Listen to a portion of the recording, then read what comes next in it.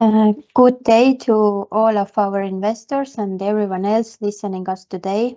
Welcome to the webinar presenting Infortar Group third quarter 2025 results. My name is Kadri Laanvee. I am responsible for investor relations and I am joined today by our Managing Director Martti Talgre. We will begin with an overview of Group's operations and key developments in the third quarter of 2025. After the presentation, we will answer questions. If you still would like to submit a question, please use the Q&A button at Teams. Today's webinar is being recorded and will be available on Infortar's investor webpage after the event.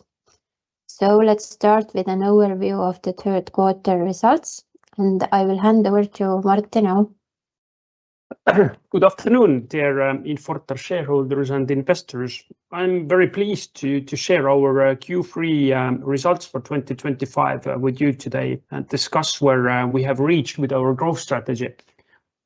But before that, quick intro regarding Infortar. So we are one of the largest investment companies in the Baltics, established back in 1997. And our core activities focus around maritime transportation, energy and real estate. Our investment in maritime transportation is Tallink, of course, where we have 68.5% of shareholding. I believe that Tallink needs very little introduction. So we believe that the company is very strong and solid and has put the pandemic behind and now pays a stable dividend, which is very positive from the shareholders' point of view, I believe.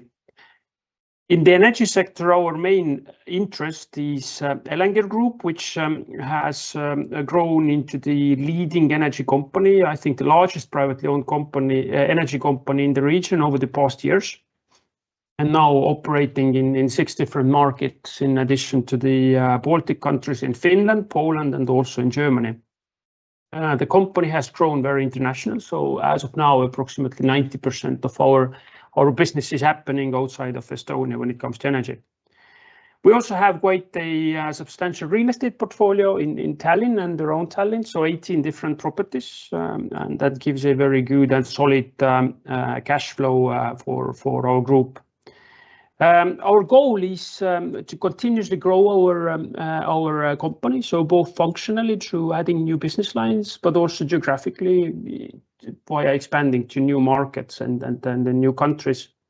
And we believe that the growth as such doesn't happen just by itself. So over the past couple of years, we have invested more than €500 million into the growth and expansion of our businesses. So we have created a €2.5 billion platform for further expansion in Europe. We have a very strong balance sheet and very, very strong capitalization, and we believe that this gives us a very solid foundation for the next steps and the ability to continue expanding both home and in foreign markets. But now let's go to our Q3 results. So when we listed our shares back at the end of 2023, we promised growth, and we believe that that's a promise we have managed to deliver. So when you look at our Q3 results, we see that those were really strong. All our business segments contributed significantly more than a year ago. So our sales volumes reached to €468 million, which is roughly 1/3 more than a year ago. When it comes to the increasing volumes, we believe that with bigger volumes you can also find better efficiencies and increase profitability. So actually one of our focus areas is to grow profitably. And we when it comes to cash flow generation and profitability, we also had a very strong quarter. So our EBITDA was €105 million, and our net profit was €72 million. So when you compare those numbers with previous year, then it's important to bear in mind that Tallink still wasn't fully consolidated in Q3. But at the same time, when it comes to net profit, we had quite significant one-off coming from the acquisition of Tallink and then revaluation. So actually the underlying business has been delivering significantly stronger results than a year ago. As you know, M&A is always part of our growth plan. So in Q3, we completed the acquisition of Estonia Farmid, the agriculture company we invested recently. And last Friday, we let investors know that we have agreed to increase a stake in one of the biogas plants to 100%. So that is waiting for competition authorities clearance. When it comes to our segments, then Tallink Q3 was strong and positive. So we saw positive trends back in Q2, but Q3 was a stronger performance than a year ago, which is very positive. So I think that when looking at Tallink's number, it's important to bear in mind that we had quite lousy Q1, which was mainly impacted by 4 vessels, which were standing still. But as of today, all those 4 challenges have been successfully solved. So 3 vessels are sold and 1 is chartered out. So that actually takes us to the position where the company is delivering very good results. When it comes to energy, we also saw a very solid quarter, significantly better than a year ago. So revenue, EBITDA, and net profit, they all grew. Although the gas consumption in the Baltic region has been lower this year, then we have managed to pretty much keep our volumes, and that has also driven the increase of the market share. Sorry. So our market share in Q3 was 30%, which is, I think, the record market share we have ever had. So good things coming from there as well. Biomethane is becoming more and more important of our business mix. But I'll come back to biomethane in a later stage. And when it comes to real estate, things are going in a stable way. So all the projects are continuing as planned. So no negative developments there. When it comes to investments, during the first 9 months, we have invested into the growth of our business almost 100 million euros. So quite a lot. So our focus is definitely to continue with the growth, and CapEx is part of that. Thank you, Martti. So let's continue with the results. On the screen, you can see the results for the third quarter of 2025, and alongside with the figures from the same period last year. We also show full last year results and the first 9 months of the respective periods. Overall, third quarter was strong for Infortar, and performance across all business segments met expectations. Revenue increased by 34% compared with the same period last year, reaching 408 million. And I will note that third quarter of 2024 included Tallink's revenue for 2 months, so the numbers now become more and more comparable. EBITDA increased by more than 2.5 times, indicating a significant improvement in profitability. The main drivers were effective cost management in maritime transport, and also the energy business performed in line with expectations. While energy volumes sold were similar to last year, quarterly profitability improved remarkably. Operating profit grew compared to the prior period, reflecting also strong profitability. And regarding net profit, the 9 months results of the prior period included one-off gain related to obtaining control in Tallink. So the years are not directly comparable, but earning 72 million net profit from day-to-day operations over 3 months is definitely achievement, and we are proud about it. Total assets amounted to 2.5 billion at the period end, including 136 million in cash. This underlines a strong balance sheet and supports continued investments while maintaining flexibility to respond to market conditions. And the ratio of investment loans to EBITDA stands at 3.3. Although the ratio has risen slightly, it remains well under control. And in the context of Infortar scale, it is moderate or even considered low. This reflects that our balanced financing strategy and strong capacity to manage our liabilities. And now, Martti, back to you. Thank you. So regarding the recent developments, our share price, so there has been a little bit of downward trend over the couple of past months, so roughly 10% of decrease. You know, the positive thing is that today there has been a little bit of a jump. Before coming to the meeting, I saw that it was approximately 5%, which is positive, of course, that investors also value the results we have delivered in Q3. But all in all, I think that you know, the fundamentally the company is solid, strong cash flow and continuous growth. So and then also the stable dividend policy. So it's still good to see that our investors who came on board during the IPO have gained quite a bit. And also it's good to see that the number of shareholders has been nicely growing. So it's approximately 6,500 shareholders what we have as of now.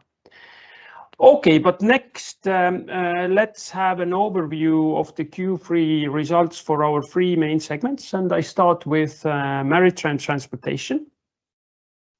So I think that Tallink as a company doesn't need too much of description. So it is a very strong company, and as Tallink is the largest and best known company in our group, that means that the recovery and strength of Tallink is strategically very important for Infortar as a whole. I think all of you remember that quite well that Q1 was very challenging for Tallink. I think that when we had Q2 results, then Tallink indicated that they see signs of positive developments, and that it's good to see that actually Q3 has been positive. So as I mentioned before, the one of the challenges, the 4 vessels standing still are all kind of solved or fixed by today. So definitely that improves the outlook for the company. So actually, when you look at the slide, then as of today, Tallink doesn't have 12 vessels anymore. The actual number is 11, but end of the quarter, the number was 12. What is also important is that Tallink has continuously very aggressively reduced the amount of debt they carry. So during this year, they have reduced debt by 80 million euros, which is a lot. And when you look back 2.5 years, end of 2022, then actually the debt was almost double versus today. So you know, the way we see that Tallink still has a very solid and stable balance sheet, and when leverage is decreasing, balance sheet is still strong. Then actually it demonstrates that company is getting stronger. Also, it's good to see that the efficiency of the company is improving. So that means that we believe that the company will be able to generate strong cash flows for many years to come. Moving to the next slide, it's important when you look at Tallink results, it's important to bear in mind that their activities are very seasonal. So summer is the period when most of the money is generated, predominantly in Q3, but also in Q2. In general, Tallink has been facing the most in the general macroeconomic situation and consumer confidence situation. So but from that angle, it's good to see that the number of the passengers has been growing in Q3. The cargo as such is recovering more slowly. But I think all in all, when we looked at the improved efficiencies, we believe that looking forward, Tallink should be capable to deliver strong results. So we believe that Tallink is moving forward very confidently. So efficiencies are rising, debt is decreasing, and cash flows are strengthening. So we believe that the company's outlook is positive. So moving forward to energy. So energy is our fastest growing and most international segments, operating in 6 markets. When you look at this picture, so that actually illustrates one of our ambitions, that is to find synergies between different business areas we have. And here our LNG team is bunkering bio-LNG to Tallink ferry. So biogas and bio-LNG and biomethane is something what is getting more and more important when it comes to our business and our energy business. I think that we are definitely supported by the fact that we're so closely related with ferry companies as well. So I think it gives us an advantage over the competing energy companies. And then definitely when it comes to renewable energy sources, so that's something what is continuously going to be the trend for the future. When we move to the next slide, so the diversifying interest is very typical for Infortar, and that's something what we have done in energy as well. So we are operating in 6 different markets, and we are active in 3 main business areas. So over the past years, the largest part of our business when it comes to energy has become infrastructure. And those are the gas distribution networks in Latvia, Estonia, and Poland. So in Estonia and Latvia, we are the market leaders, and in Poland, we are the 2nd largest privately owned gas distribution network. The Polish network was bought back in December 2024. So by today, it's very nicely integrated and is still delivering very, very strong results. So we are happy with the transaction and with the results our team has achieved over there. When it comes to energy sales, so this is also diversified our market. So in Estonia, the volumes are approximately 10% of total volume. So the biggest market is Finland. And the biggest business here is the sale of natural gas, what is imported by our own company. We are also growing our footprint when it comes to power sales. So we've seen positive trend over there as well. And over the past years, we also see that the importance of the renewable energy production is going to increase. So we have reported recently that we are building a new biomethane plant in Elenger, close to or next to one of our farms. And last Friday, we let the investors know that we have come to the agreement with our partner in Oisu, which is the biomethane plant next to Estonia, so that we are going to buy 100% of that plant as well. And then also we made or had online the first battery energy storage project. Moving forward to our Q3 results. So we are very happy with the performance of our energy business in Q3. It was actually the market consumption was less than it was last year, but nevertheless we sold the same volume. So I think we've done a good job with creating a good customer portfolio. So our market share has grown. So although the volume is the same, but as the market is down, our market share was almost 30% or over 30% in Q3, and gives us an average for the first 9 months this year of 24% of market share, which is also, I think, the highest ever we have had. I mentioned that the biomethane is becoming more and more important in our business. So there was a picture of our trucks bunkering our ferry with bio-LNG, but actually the framework behind that is bigger. So what we are doing there is that there is a new FuelEU Maritime Directive, which creates a kind of statistics trading type of framework. So the fact that we have integrated company, we have the ferry company, we have the gas production company under the one umbrella, it gives us, I think, kind of edge over our competitors to take advantage of that position. And also we have made our first investment into large-scale battery storage unit in Latvia. So that's something we are looking into as well. When it comes to Q3 numbers, I mentioned before that all the numbers have been developing positively. So the sales are up from 193 million euros last year to 208. EBITDA is up significantly, so almost 4 times, and then also net profit is showing very solid performance. So moving forward to real estate, it's positive that there are kind of stable developments in the real estate, because I think the main value what the real estate segment gives us is the stable and solid cash flow.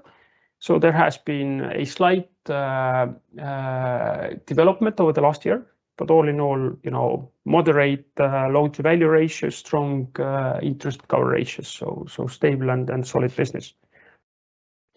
And moving forward, I've been repeating that I think each and every time that actually when it comes to real estate, we are not only in real estate, but we are also in engineering, and that's the business what has been growing over the past years. So we are quite actively participating in different infrastructure construction projects. So the Pärnu Bridge is something what I think we got quite famous in Estonia, but we are part of the Rail Baltic construction team. We build our own biogas plants, substations, transformation, so all those things. But I would wrap this up. So we've been saying this all the time that our long-term goal has been to build a crisis-resilient company, and we believe that our decisions have laid a foundation for sustainable and long-term success. So we have a diversified portfolio. All those investments are capital intensive, they are cash generative, stable, and they are protected by high barriers to entry. Our focus is always to grow. So we fully understand that growth doesn't happen by itself. So we believe that it's based on further international expansion and also the capital intensive investments that to support sustainable development in the future as well. We believe that we have to be flexible, we have to be agile, so that we can take advantage of different investment possibilities. And although we have grown one of the largest companies in the region, our decision making is still very fast and efficient. So I think that our unique experience of managing large-scale investments and acquisitions is something what we can call as a business as usual for us. So we believe that our portfolio ensures stable, diversified cash flows, and that allows us to pay a strong dividend also going forward, and also continue investing into our growth. As you saw during the first 3 quarters this year, we have invested almost 100 million euros into the expansion. And we believe that Infortar is a reliable and long-term investment. So company which is capable to grow and which is stable at the same time. So we are proud that you are with us. So thanks. Thank you, Martti, for the good overview. And now we have received several questions, and we will begin with those submitted before the start of the webinar. First question, how is your Infortar's agriculture segment doing? The agriculture segment has been part of our portfolio now for 1.5 years approximately. So the first investment was done back in April 2024 in Elenger. And so far we have been very happy with the development. So the results have been strong. I think that we see the ways to make this more efficient to grow volumes. I think when it comes to Estonia as well, the fact is that we don't report separately the numbers of those investments. We have them under the other segment, but the agro part has been performing, I would say, significantly better than we expected. Thank you. So next question, what is the dividend policy going forward? And maybe you can comment on Tallink's dividend as well. No, I think that it's very hard to comment on something that you know the right time is second half of February, when both Tallink and Infortar will let the investors know about the plans regarding dividend payments. But when it comes to Infortar dividend strategy, that stays unchanged. So there is a minimum €1 dividend. Then we have also said that we pass through all the dividends received from Tallink, and we might also pay extra dividends. So actually, past 2 years we have paid €3 both years. So our dividend payments dividends are paid in two pieces or two parts. So first part midsummer, and second half beginning of December. So it's still possible to earn €1.5 of dividends on Infortar shares. I think the shareholder list will be closed for the second dividend for this year, beginning of December, 3rd of December or something like that. But I think that you know, I can't comment on Tallink.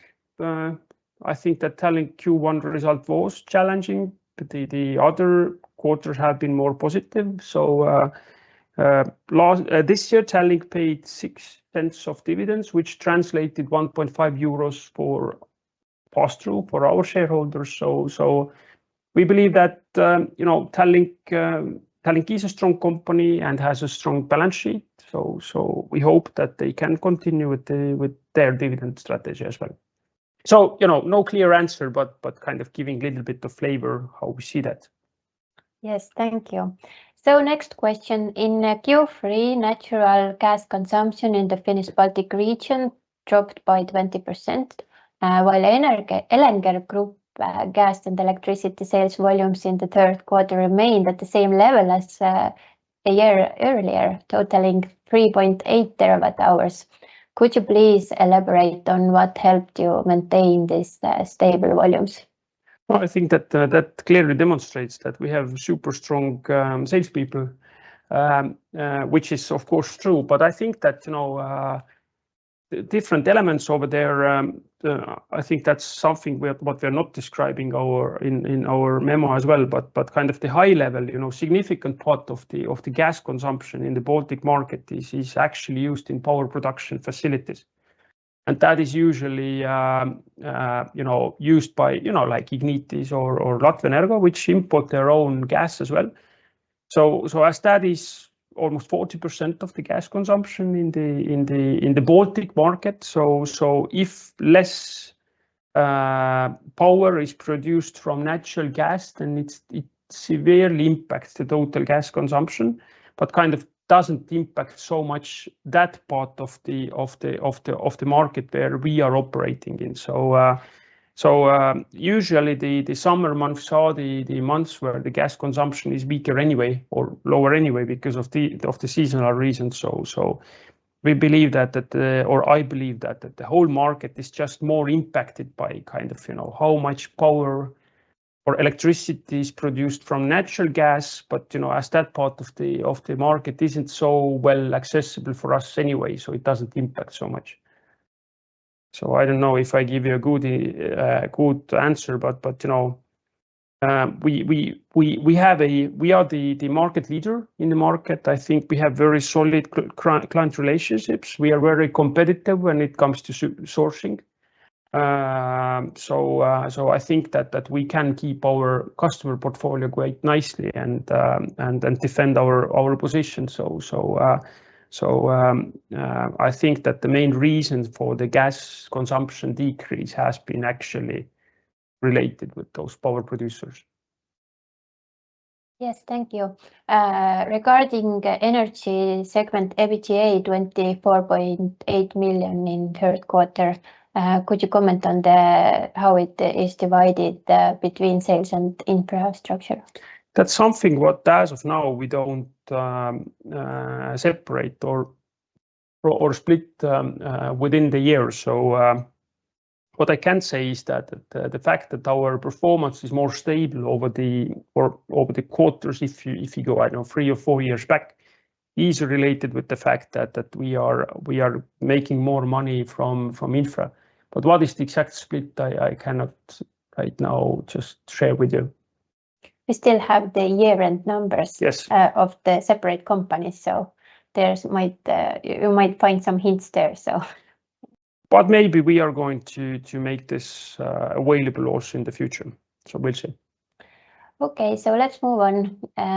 Could you please provide a bit more flavor on profitability of energy sales in Q3 2025 versus Q3 2024? How the margins have developed given the downward gas price trend? I think the downward gas price as such doesn't impact our profitability too much. So we are in the margin business mainly. So it isn't like, price plus 10%. It's more than price, the market price or index price plus a certain number of euros.